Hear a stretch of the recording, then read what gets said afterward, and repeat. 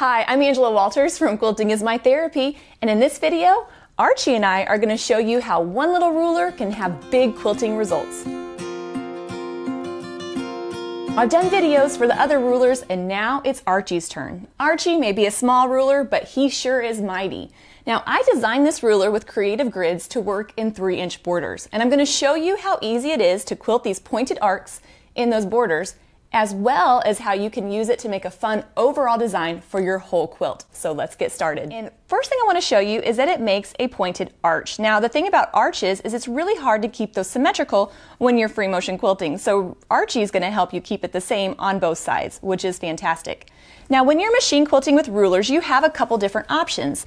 I could position the ruler like this and quilt so that I'm moving the quilt horizontally, or I can rotate the quilt and move vertically. And actually, this is how I tend to prefer to quilt. When quilting vertically, I feel like I have my whole body momentum that I can push and pull.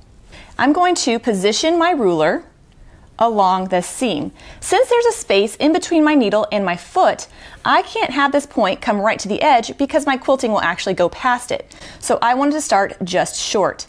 Now, these reference lines on here are going to help me align the ruler depending on how much space I have between my needle and my foot. And so I'm going to position it like so, using those lines to make sure that it's running straight with the seam. Then I'm going to press down and quilt around my arc until I get to the next needle stop.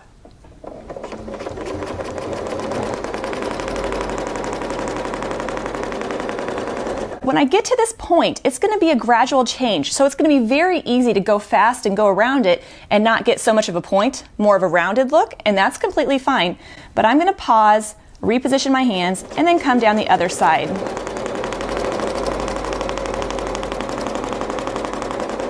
And I'm going to go until I touch the seam. Then I have my first little arc. Now I'm going to repeat that shape again along my border. And that's actually where these needle stops come in handy. So the way these needle stops work is as I quilt to my next one, I'll be able to reposition my ruler, and that will keep the design nice and consistent. I won't have to overthink it. I'll just have to reposition, line it up, and then do it again. Go around to that point, come around the other side until I touch the seam. If my ruler happens to shift, it could be that I'm not pushing it down enough. There is that grip on the back that's going to help hold it in place. But if it does slip or your hand slips, you can reposition it and bring it in. It doesn't have to be perfect, right? We're just using this as a guide. And I'll go ahead and do one this way just so you can see the slight difference that it has. Around and back. And you can see how easily I'm getting consistent, similar arcs. I love it. What I love about rulers is you can do so much more than what it appears. So let's say I have these arcs, they look beautiful, but I want to add a little bit more in. Maybe I want to add some echoing. That's where these little black lines are going to come in handy. If I want to make my next arc, but make it shorter, it's that second black line along that seam and press down. And what it's going to do is it's going to make a similar arc. It's just going to be a little bit shorter, so I get more of an echo. Around the side, and back in. So there's going to be a little traveling, but that's fine because we'll have our ruler there. And let's do it again, lining it up on the second line, holding it in place, and then going around.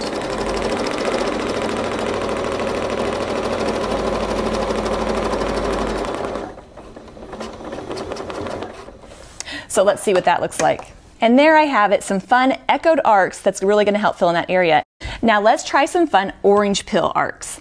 You're probably familiar with orange peels, where it's a curve and then another curve inside. Well, we're going to do the same thing, except we're going to have points. It's going to have a slightly different look. So from this starting point, I'm going to flip my ruler. So instead of quilting it this way, it's going to go the opposite direction, and they're going to be offset. I'm going to put the point where my needle is, and then use a ruler to bring that arc into that point right there. So let's see how that looks.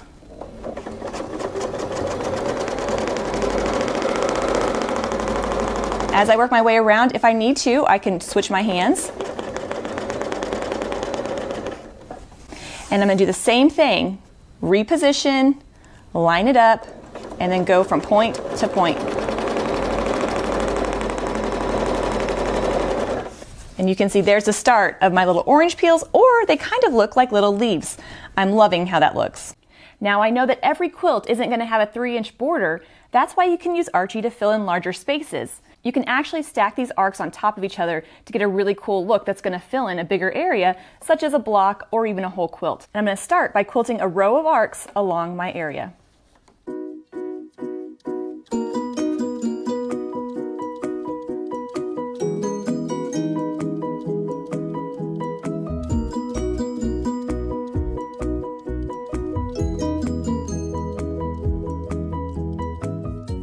And here I have my first row of arcs. And what I'm going to do is quilt another row of arcs directly on top of the previous one. And I'm going to use these points as my guide to quilt those arcs. So I'm going to take Archie and I'm going to position it so that when I come down the side, I'm going to end at one of those points.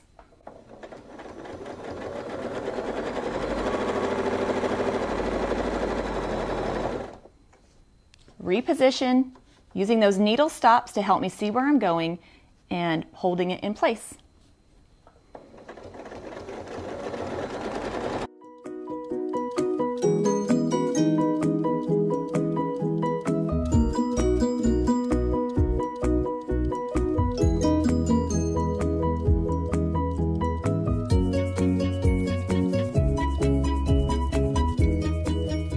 Now I love how this looks, but I'm going to add just a little bit more quilting. I'm going to go back and flip my Archie around and quilt little orange peels inside all of these and show you how neat that looks.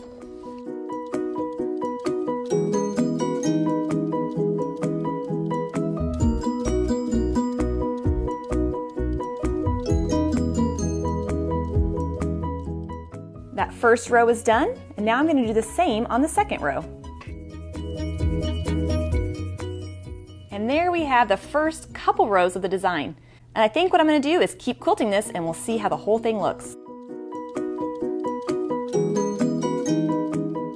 Now my whole area is filled in with all these beautiful arcs looking kind of like clamshells, but I think what I'm going to do is go back and quilt some of those variations and see what I can come up with.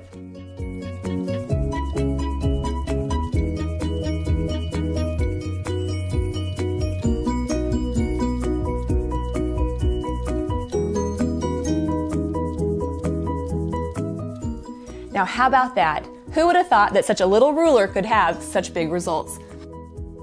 Now even though I'm demonstrating how to use Archie on a home sewing machine, you can definitely use this and any of my other rulers on a long arm.